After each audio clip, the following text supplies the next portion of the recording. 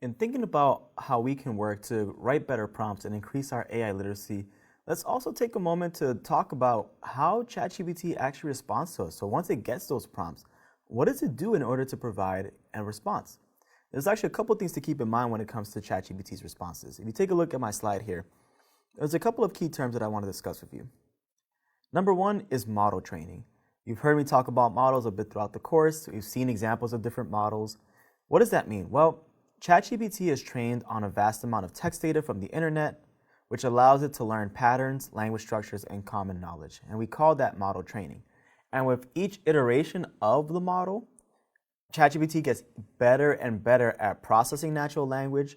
It has more accurate and more up-to-date data inputted into it, and it also increases its reasoning capabilities, which means that when it responds to you, you're getting more accurate responses, more recent responses, which is something that's important to keep in mind. There is a date limit to the data that gets inputted to ChatGPT. So sometimes, especially when you have the smaller versions, the older models like 3.5 and such, it may not always be the best at giving you the most recent information. And that is something to keep in mind when you're using these models. Now, when you have the more advanced models, it's much better to get more accurate information. You also have the web searching feature, so there's much ways to get around it, but in general, it's important to know that it's trained on a vast amount of data, and that data isn't always very recent, so it's important to keep in mind whether you're using ChatGPT or another AI system.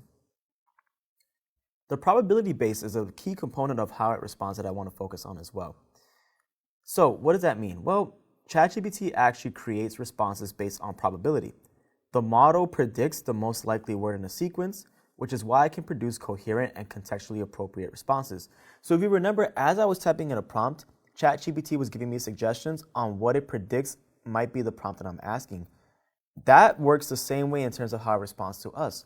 So once we put in a prompt, let's say we put in, what is the third planet from the sun? What ChatGPT is going to do is going to look at the billions and trillions of parameters it's built on, all those data points. And in each of those data points, it's going to look at the highest probability of responses to find the most likely answer. So it'll take a look at data it's been trained on. It'll take a look at other responses that commonly pop up, whether it's in internet searches, whether it's in books and such. And based on all of that, it's going to predict the highest probability for the next word in that sequence to provide an answer. Contextual understanding is something that I want to discuss because it is important to how ChatGPT responds, but there is a bit of an asterisk mark when it comes to ChatGPT 3 that I'll discuss. So when we talk about contextual understanding, that is the ability, as you can see here, when you input a prompt, ChatGPT uses the context provided to generate a relevant response. It analyzes the prompt for key details and uses its training to predict a suitable answer. That's oftentimes we call that natural language processing as well. Which is why it's so important for you to include context in your prompts when applicable, because that context is actually what ChatGPT is going to pull from in order to predict the best answer. It's the difference between giving it a generic prompt in which it has to pull from data outside versus giving it context, which then allows it to be more focused in where it extracts that data from, again, increasing accuracy in responses, mitigating bias, and getting you the best possible answer. Now, I did mention there's an asterisk marks on this specific section, but let's talk about multi-turn conversations first, because the asterisk marks that is applied there actually applies to these topics here. In multi-turn conversations, ChatGPT remembers the context from previous turns, allowing for more natural and flowing conversations. This can be especially useful in complex discussions or long-term projects. And we saw an example of this when I showed you the effective prompt regarding brand awareness. I first asked it about brand awareness. It gave me a lot of great information. And then I wanted to focus specifically on social media platforms. And so I was continuing the conversation, and ChatGPT, as an AI system, can actually remember the follow-up to that conversation, and we can continue talking and talking so that we don't always have to re-input the initial prompt.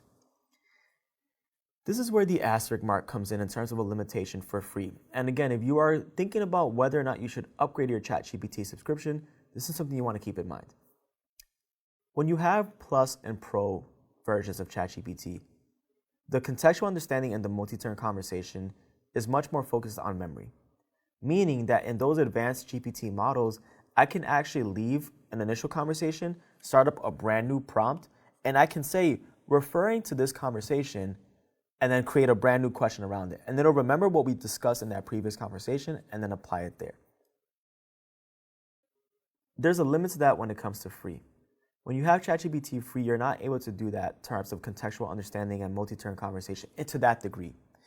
Within the same prompt, you are able to follow up and iterate and continue to ask questions, but I couldn't then start a brand new prompt tomorrow and then say, hey, use this conversation that we had a week ago or yesterday to influence your current answer.